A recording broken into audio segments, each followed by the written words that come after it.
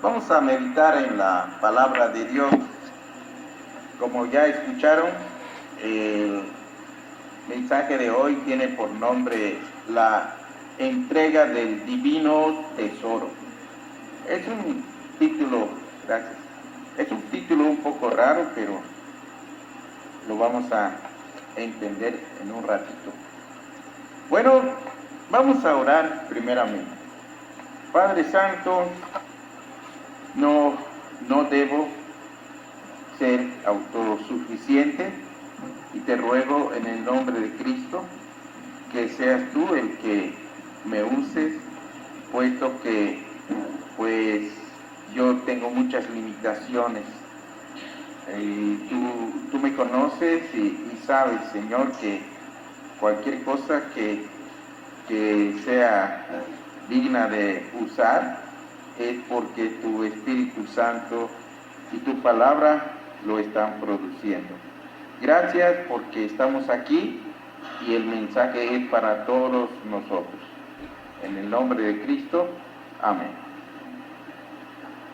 Bueno, pues la entrega del divino tesoro. Vamos a basarnos en un texto que está en Mateo 3:17. Dice: y hubo una voz de los cielos que decía: este es mi Hijo amado, en quien tengo complacencia. Con este pequeño texto, el Espíritu Santo me respondió a la pregunta: ¿qué voy a predicar en esta cena del Señor? ¿Qué voy a predicar durante la celebración de la cena del Señor? Y bueno, en este pequeño texto vemos verdades que deberían cambiar nuestra actitud hacia Dios. Lo que vemos, hay muchas cosas, pero por lo menos 3 cosas que saltan a la vista es: número 1, el cumplimiento de una singular promesa.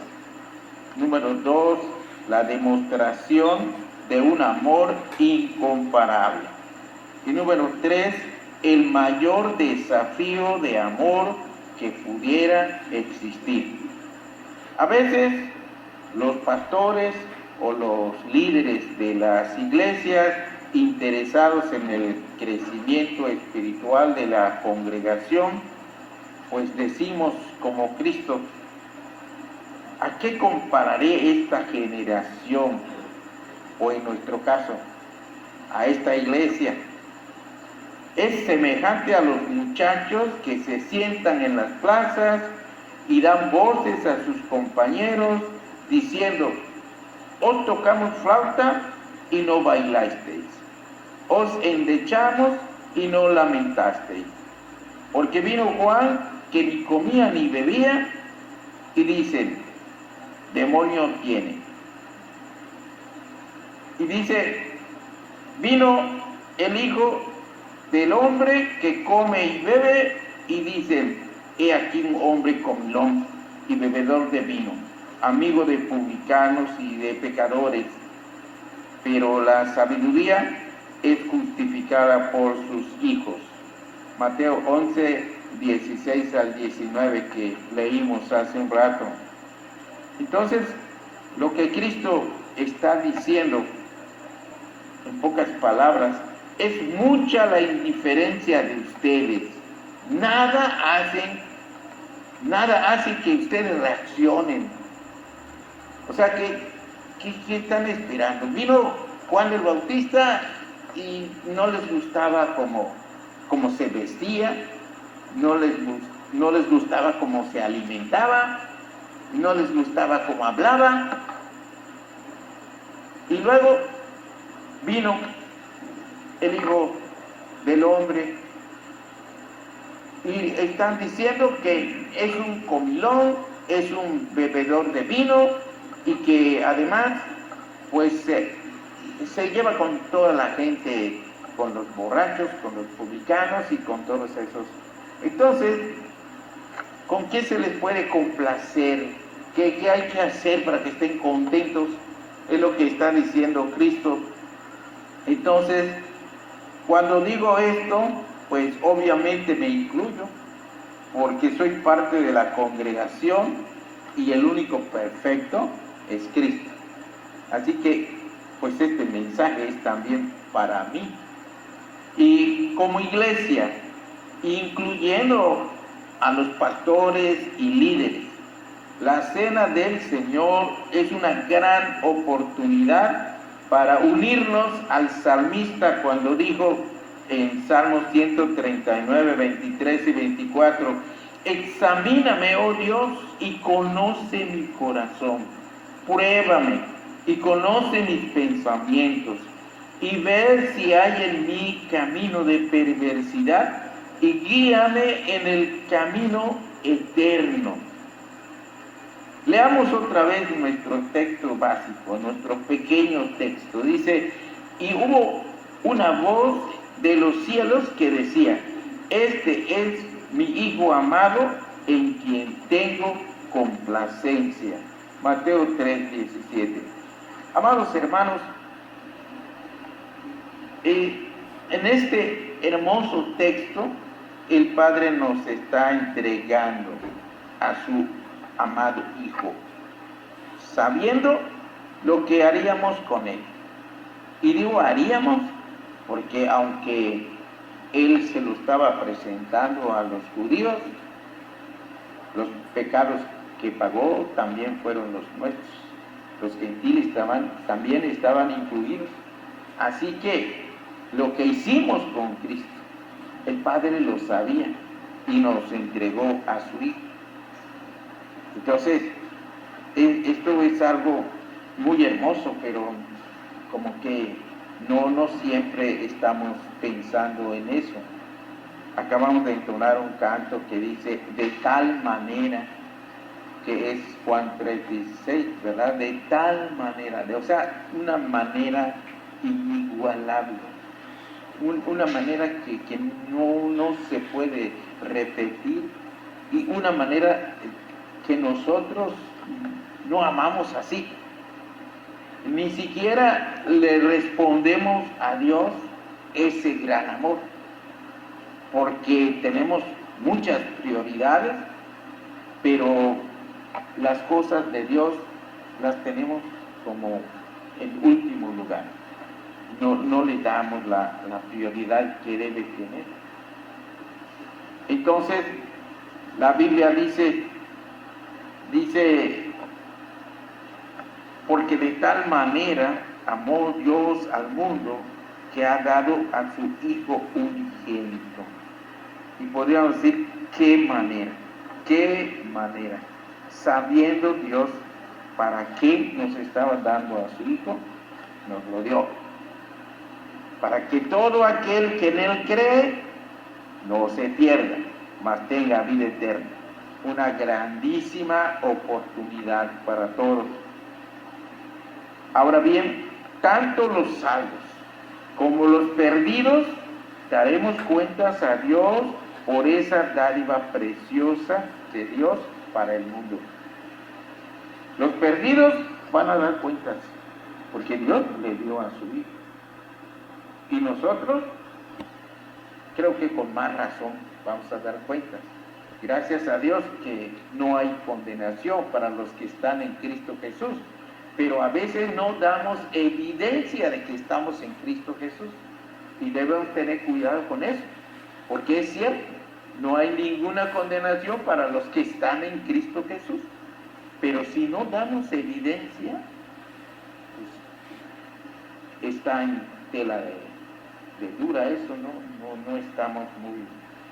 estamos demostrando ni siquiera a nosotros mismos, ni a la iglesia, ni al mundo, y mucho menos a Dios.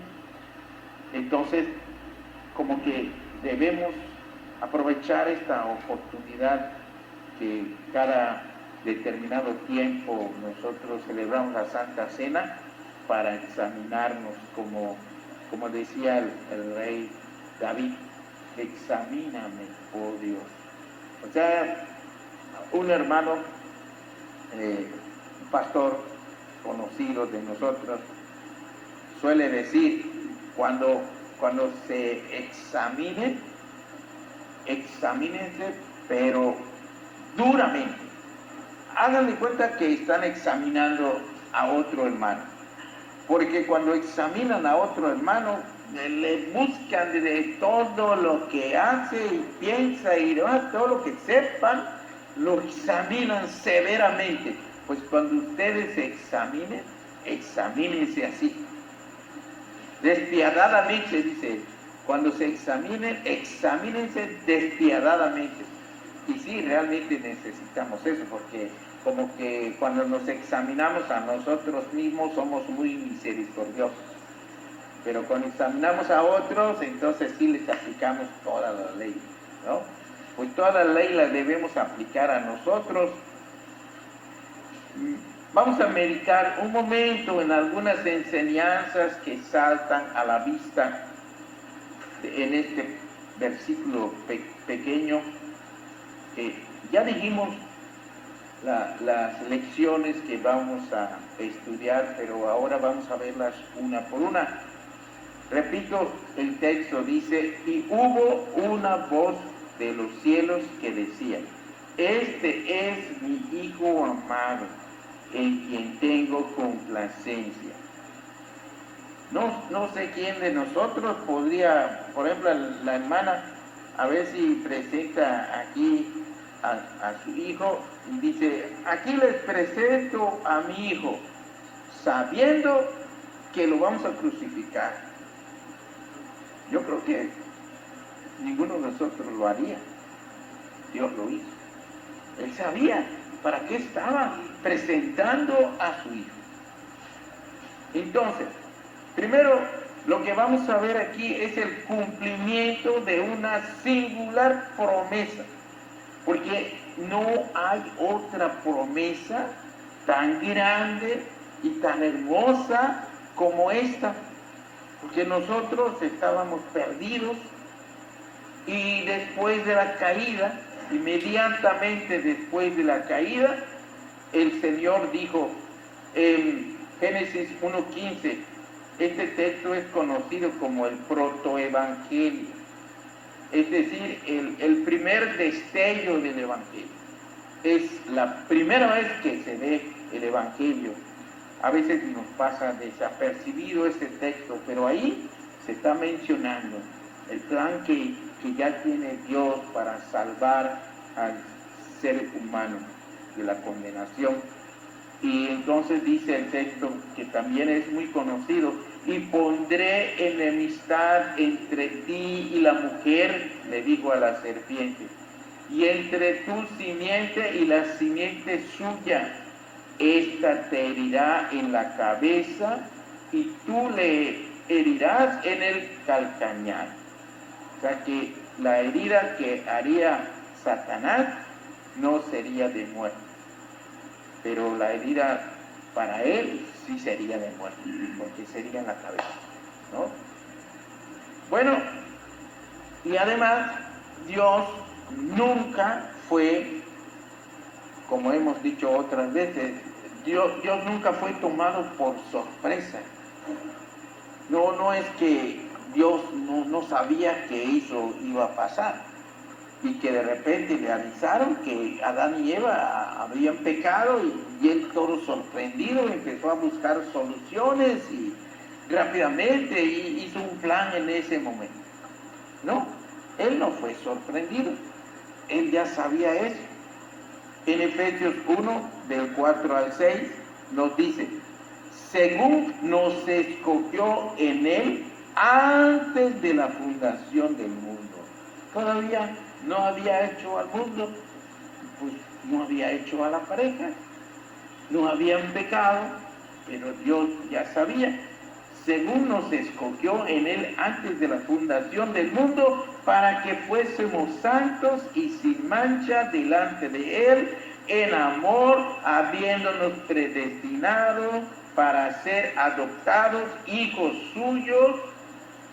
Pues no, ya éramos hijos suyos, sí, pero él, como le pasó a aquel niño que hizo un barquito y después de que lo hizo puso a jugar en el río y el barquito se le fue pues hacia abajo. Entonces él fue a un pueblo, al pueblo de abajo. Pasaron algún tiempo y fueron a comprar ahí y él ya se había olvidado del barquito, pero andaba recorriendo tiendas nada más para comprar algo, porque a eso fueron él y sus papás, y se encontró con que en un aparador estaba su barquito. Lo reconoció, pues porque él lo hizo. Entonces entró a hablar con el dueño del local y le dijo: oye, señor, ese barquito que está ahí es mío. No, le dijo, es mío, porque yo lo compré. No, pero yo lo hice. Pues sí, pero pues yo no lo sé, tú me dices que lo hiciste, pero a mí no me consta. Yo lo compré, a mí mi dinero me lo trajeron, yo lo compré, así que ahora es mío. Bueno, ¿y cuánto cuesta? Pues cuesta tanto, te lo pago. Y se lo pagó y salió con el barquito. Y entonces le dijo al barquito: barquito, eres doblemente mío. Primero porque te hice y después porque te compré. Y entonces el Señor sabía que nos iba a comprar otra vez. Entonces somos doblemente suyos. Por eso dice que fuimos adoptados. Éramos de Él, sí, pero nos perdió, por decirlo así, pero no para siempre. Nos adoptó como hijos suyos por medio de Jesucristo. ¿Por qué? Porque quiso, según el puro afecto de su voluntad, para alabanza de la gloria de su gracia, con la cual nos hizo aceptos en el amado. Ahora, ¿vamos a reclamar? Vamos a decir: ¿y por qué nos salvaste a este? ¿Y por qué nos salvaste al otro? Y nosotros debemos dar muchísimas gracias porque nos salvó a nosotros. El que no haya salvado a los demás, pues es cosa suya, no sé por qué lo habrá hecho, pero está en su derecho, porque pues, somos de Él porque Él nos hizo. Entonces, además de que inmediatamente de que Él ya tenía su plan y se lo mencionó ahí a la serpiente, entonces, además de eso, no fue sorprendido porque Él ya, desde la fundación, antes de la fundación del mundo, Él ya sabía lo que iba a hacer. Pero además, se lo prometió a Abraham. Por eso, porque estamos viendo que es una promesa singular, no hay otra promesa igual. Ya vimos que lo prometió, pero también aquí se lo está prometiendo a Abraham, en donde pues entendemos que comienza, aunque fue mencionado ahí en el protoevangelio, en Génesis 3:15, pero como que aquí en Génesis 12:3 está más claro, porque dice: bendeciré a los hijos que te bendijeren. Bendeciré a los que te bendijeren, y a los que te maldijeren, maldeciré. Y serán benditas en ti todas las familias de la tierra. Serían benditas en Abraham todas las familias de la tierra, porque todas las familias de la tierra iban a recibir a Cristo. Y porque de Abraham iba a descender el Cristo que nosotros tenemos. Así que ahí, prácticamente, ahí comienza el Evangelio. En Génesis 12:3. Entonces, el Señor, ¿qué es lo que está haciendo? Está cumpliendo una promesa singular cuando está diciendo: este es mi Hijo amado. Promesa cumplida. Ahora bien, en segundo lugar vamos a ver la demostración de un amor incomparable. Es la demostración. Nosotros a veces decimos: te amo, te aprecio, pero Pero esto es una demostración, no es un decir de amar, es una demostración de un amor incomparable. Una gracia que trasciende para nosotros de manera personal. Es una gracia.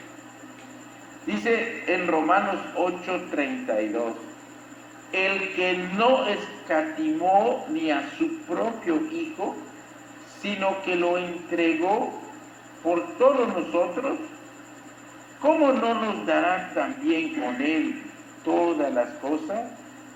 Es una demostración de amor. El que no escatimó ni a su propio Hijo, él no dijo, no, mi hijo no, no, él no escatimó ni a su propio Hijo. Entonces, ¿qué es lo que nos va a escatimar? Nada. Por eso dice en Romanos 8:32 que nosotros confiemos en el Señor siempre. Ahora, no siempre va a ser lo que nosotros estamos deseando, pero de que nos va a bendecir con lo que está sucediendo, lo va a hacer. ¿Por qué? Porque lo ha prometido. Lo entregó por todos nosotros. ¿Cómo no nos dará también con él todas las cosas? Obviamente todas las cosas que son conforme a la voluntad de Dios. Ya sabemos que aquí en Romanos 8, el Señor dice en Romanos 8, no me acuerdo ahorita, las 8:28, dice que todas las cosas ayudan a bien. ¿A quién? A los que aman a Dios. Ahora, todas las cosas, y las cosas que no nos agradan, las cosas que nos duelen físicamente, o que nos duelen emocionalmente, de esas no vamos a dar gracias. Todas las cosas ayudan a bien. Aunque se nos enferme alguien, y es más, aunque se nos muera alguien. Es difícil pensarlo así, pero es que todas las cosas ayudan a bien. Y también la Biblia dice que en todas las cosas hay que dar gracias a Dios. Entonces, es una gracia que cubre todo. No hay ninguna compañía de seguros que pueda dar tanta cobertura como la da Dios. De manera que todas las cosas ayudan para bien. La gracia de Dios que nos salvó es más valiosa que cualquiera de las riquezas de este mundo. ¿Por qué cambiamos a veces las cosas de Dios? Porque, no sé, tenemos una diversión, estamos cansados, queremos más dinero, queremos agradar a la familia, queremos agradar al novio o a la novia, queremos agradar al maestro de la escuela. Pues la gracia de Dios es más valiosa que cualquiera de las riquezas de este mundo, llámese como se llame esa riqueza. Así que esa gracia además nos permite sufrir por Cristo, porque a veces hay cosas que tenemos que sufrir por Cristo.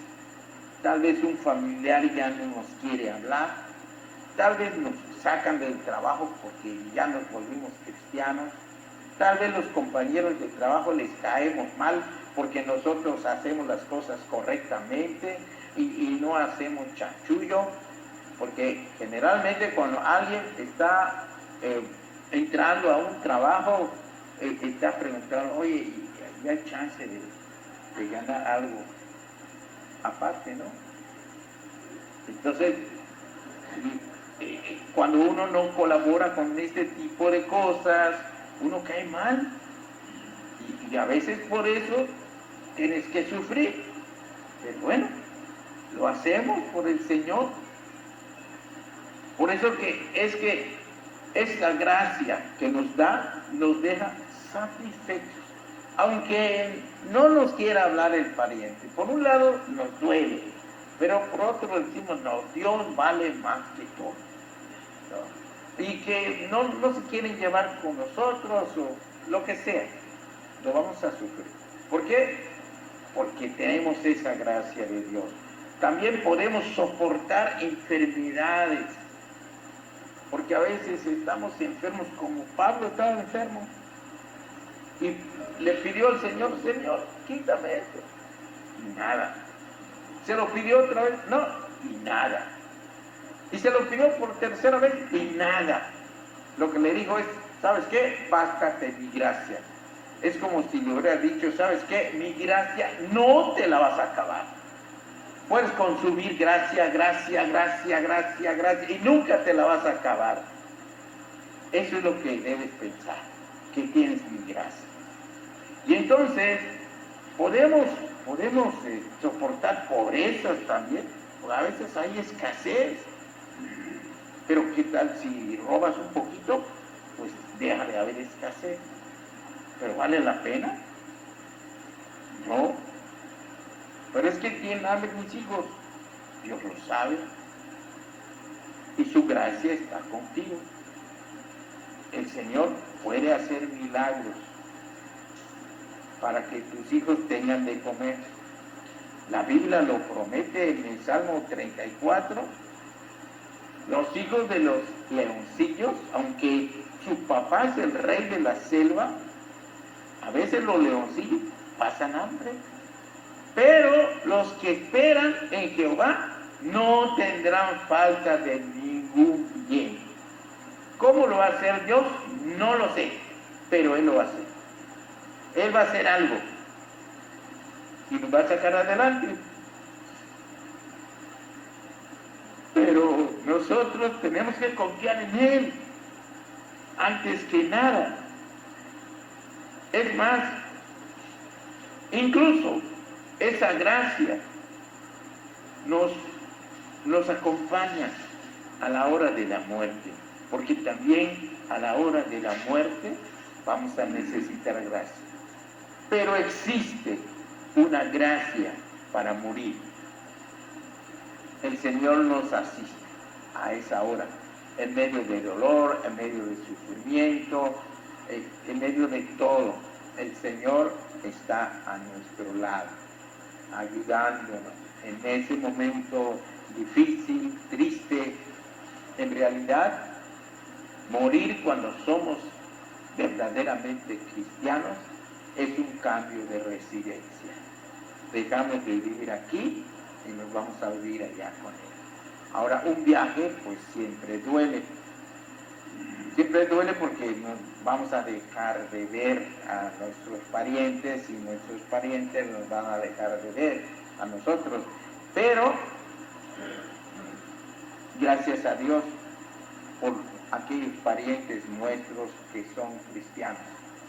Porque no nos vamos para siempre, ni nos vamos a dejar de ver para siempre.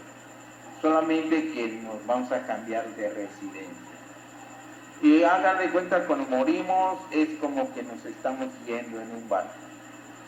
Entonces poco a poquito los que están en la playa de donde nos quitamos empiezan a ver el barco cada vez más chiquito, hasta que desaparece. Pero cuando empieza a desaparecer aquí, comienza a aparecer en el otro lado, chiquitito, luego va creciendo y ya llega a la otra playa, porque no nos desvanecemos, solo nos cambiamos de residencia. Y la gracia de Dios está con nosotros, acompañándonos en ese momento. Si sufrimos una pérdida, nos va a doler mucho, pero el Señor es el primero que va a estar ahí, dándonos una palmadita en la espalda y respaldándonos. Nos va a doler, sí, pero no nos va a faltar la gracia del Señor. Es difícil pensar en eso, sobre todo cuando ya se tiene una edad como la mía. yo ya me estoy acercando a ese momento, pero bueno, tengo que pensar, de acuerdo a la palabra de Dios, de que la gracia de Dios va a estar conmigo. Entonces, es algo que nosotros debemos tener muy en cuenta. Es una gracia que trasciende para el prójimo, porque de tal manera amó Dios al mundo que ha dado a su Hijo unigénito para que todo aquel que en Él cree no se pierda, mas tenga vida eterna. Esta gracia la compartimos con nuestros prójimos, porque no podemos ocultar ni callar tanto gozo. No podemos o no debemos poder. Debemos estar tan llenos de gozo que queremos compartirlo con nuestros amigos, compañeros de trabajo, vecinos, con todos los que podamos, porque es una gracia que nosotros recibimos y estamos gozosos de haberla recibido y quisiéramos que mucha gente o toda la gente lo sepa. Y por eso es una gracia que trasciende para el prójimo. Los que disfrutamos de la gracia de Dios no podemos o no deberíamos poder escondernos. No podemos pasar inadvertidos. Los hijos de Dios no debemos pasar inadvertidos. Nuestros amigos, nuestros parientes, todos deben saber que somos cristianos y debemos dar un buen testimonio, y por eso debemos estar en comunión con Dios constantemente para que les podamos dar un buen testimonio. Pero un buen testimonio no es solamente no pecar, sino que también cuando nosotros estemos en dificultades, en pobreza, en enfermedades, en todo eso, no solamente que lo aparentemos, que realmente estemos gozosos en el Señor. Y eso va a ser un buen testimonio. Yo recuerdo a una mujer, una misionera que visitamos el pastor Víctor y yo, y ella padecía cáncer y estaba en una etapa terminal. Estaba acostadita, cuando la vimos, estaba acostadita en una camilla. Ahí estaba, así estaba, en su casa, pero ella era una misionera, ella era una norteamericana, pero vino a Mérida desde muy jovencita y fue misionera, y su esposo también norteamericano. Vinieron aquí a Mérida y trabajaron toda su vida, porque desde jovencitos vinieron, y a ese tiempo ya estaba grande la hermana, pero jamás regresó a vivir a Estados Unidos. Aquí vino, aquí se quedó y aquí murió. Entonces, gracias a Dios por esa vida. Pero lo que recuerdo de esa hermana es que el pastor Víctor le preguntó: ¿cómo se siente, hermana? Y él estaba muy mal de cáncer, y ella contestó: podría estar peor. Eso fue lo que dijo: podría estar peor. O sea, ella lo veía desde el lado positivo, ¿no? Y daba gracias a Dios y sonreía. Y a los 15 días falleció. Igual enfrente a la casa de mi esposa había una recién convertida, también anciana, grande de edad y también enferma. Y los hermanos la visitaban para consolarla y todo eso. Y ella se ponía a hablar con los hermanos y les empezaba a aconsejar a ellos, empezaba a decirles a los jóvenes que se porten bien, que sean fieles a Dios, y se ponía a cantar un corito que decía, dame por favor tu mano, Señor, contigo quiero ir. ¿Han oído ese canto? Dame por favor tu mano, Señor, contigo quiero ir. Eso cantaba. Y al poquito tiempo ella falleció. Pero ya se imaginan, ella no falleció quejándose. No. Ella se fue tranquila y contenta a la presencia de Dios. Entonces, testimonios así son los que debemos dar para las personas que no son creyentes, los que disfrutamos de la gracia de Dios. No deberíamos poder escondernos porque nos parecemos a Cristo o nos debemos parecer a Cristo. Dice aquí en Marcos 7:24, levantándose de ahí, se fue a la región de Tiro y de Sidón, y estando en una casa, no quiso que nadie lo supiese, pero no pudo esconderse. ¿Quién era este? Jesucristo. Jesucristo se quería esconder. Se entró a una casa y ahí quería esconderse, pero no se pudo esconder. La gente fue ahí, lo encontró. ¿Por qué? No se podía esconder, porque todo el mundo lo conocía, andaba siempre predicando, sanando enfermos, ayudando a la gente. Alguien así no se puede esconder.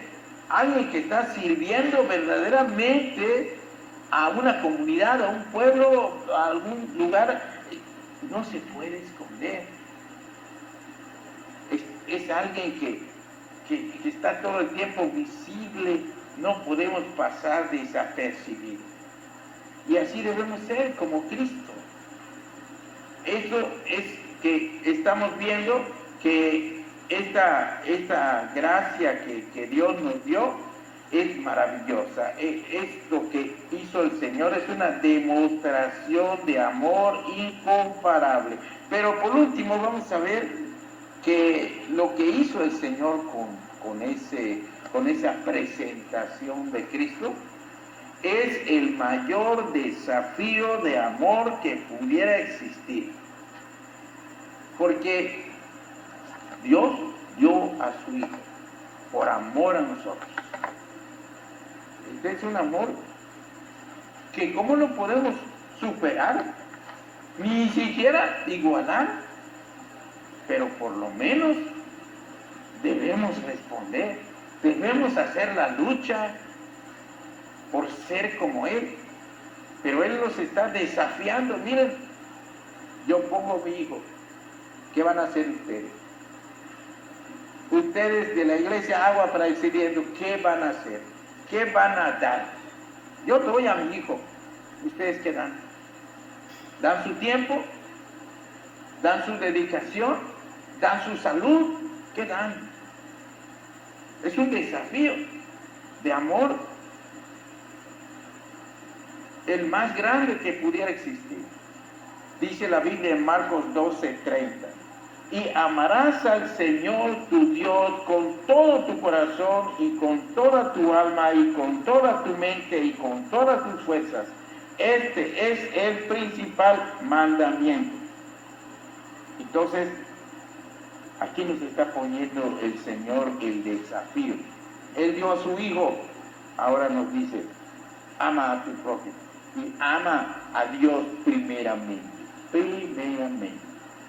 Ama a Dios. Esto ya lo venía diciendo desde antes de que venga Cristo. Ahora, a veces uno piensa, ¿por qué Dios es tan exigente? No es que sea exigente. Dios nos manda a amarlo así porque requiere garantizarnos la verdadera libertad.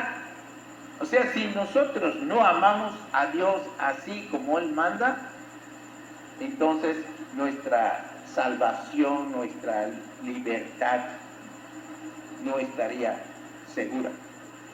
Esto lo manda Dios para que se garantice nuestra libertad.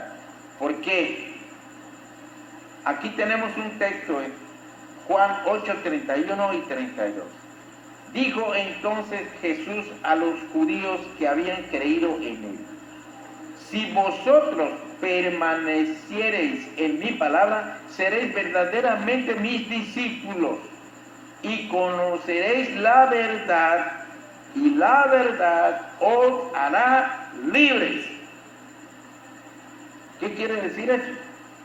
Que si nosotros permanecemos en la palabra, ¿y qué es permanecer en la palabra?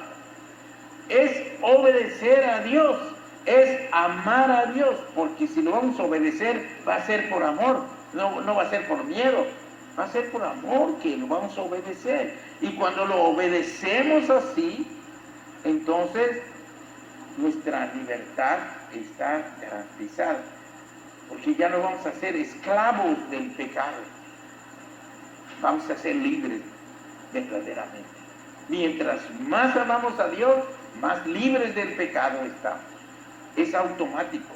Amamos más a Dios, amamos menos al pecado. Amamos más a Dios, amamos menos al pecado. Y eso es maravilloso. Además, cuando amamos primero a Dios, los demás salen ganando.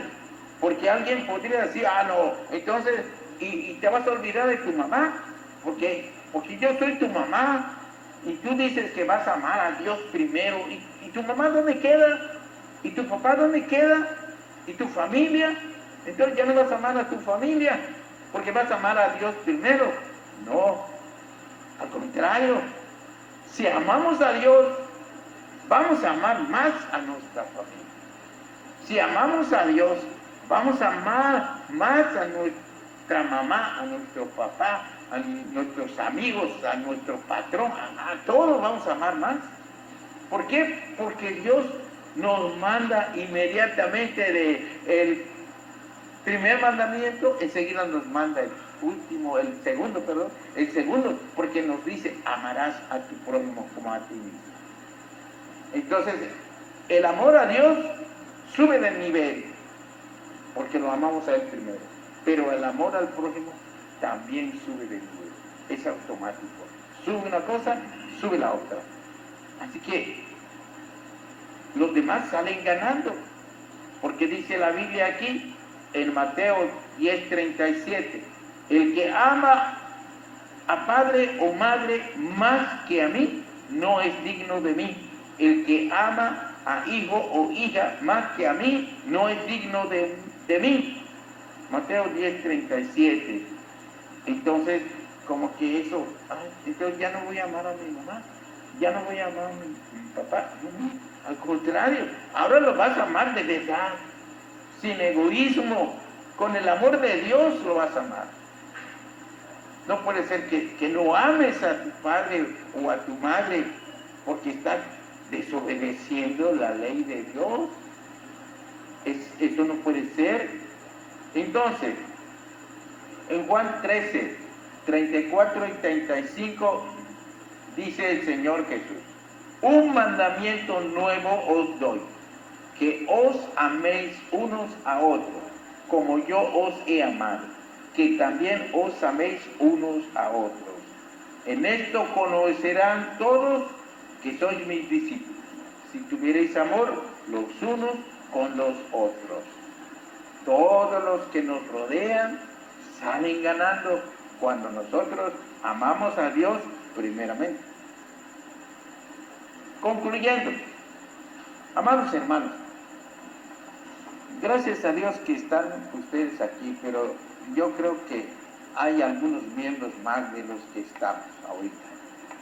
Entonces, ojalá puedan escuchar este audio que estoy grabando, porque de verdad, ¿qué podemos hacer como preguntó Cristo? Ustedes son indiferentes. Hagamos lo que hagamos, ustedes siguen pasivos, ¿no? Hay algunos hermanos que por nada se mueven. Si haces esto, no, esto no me gusta. Haces esto, no, esto tampoco me gusta. Y entonces, ¿qué va a hacer? Pues no sé, pero todavía no le encuentras.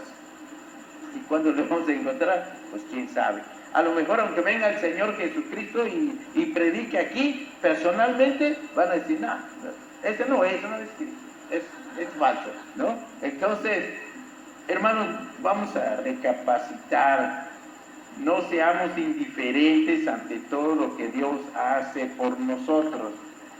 Y bueno, los puntos que vimos es que el Señor ha cumplido la singular promesa de entregarnos a su Hijo. Y nosotros, ¿qué le vamos a entregar?